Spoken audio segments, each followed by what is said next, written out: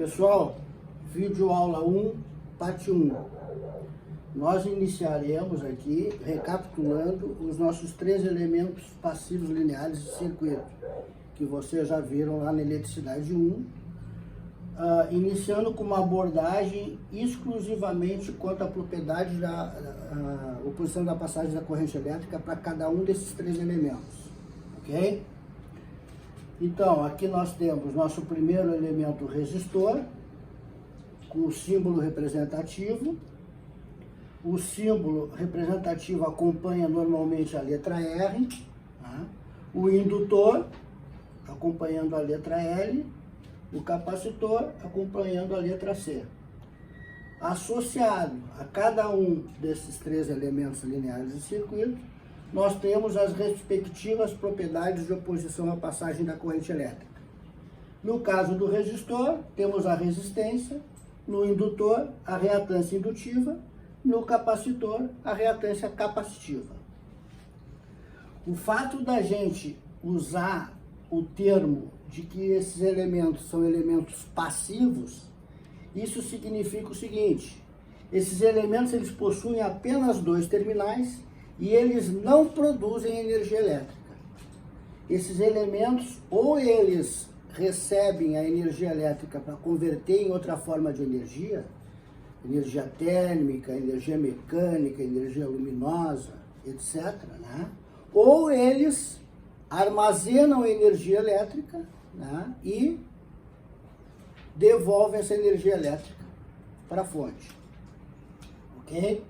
Então, esse é o significado do termo passivo.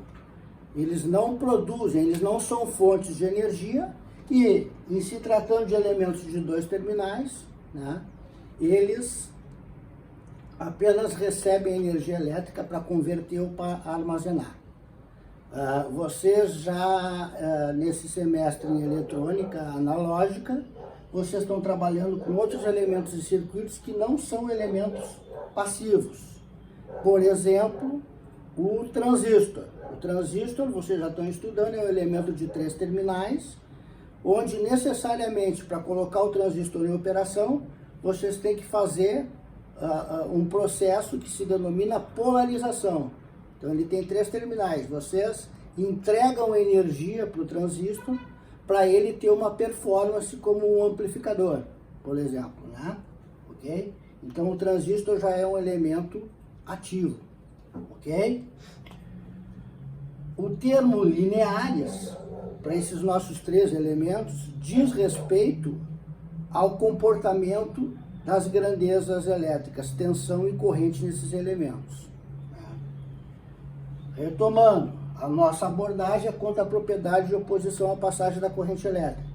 Então, tanto a resistência elétrica de um resistor, quanto a reatância indutiva de um indutor e a reatância capacitiva de um capacitor, elas operam segundo a lei de Ohm. Todas elas são propriedades à oposição à passagem da corrente elétrica, que são mensuradas pela relação entre tensão aplicada nos 2 terminais e a corrente circulante nos elementos.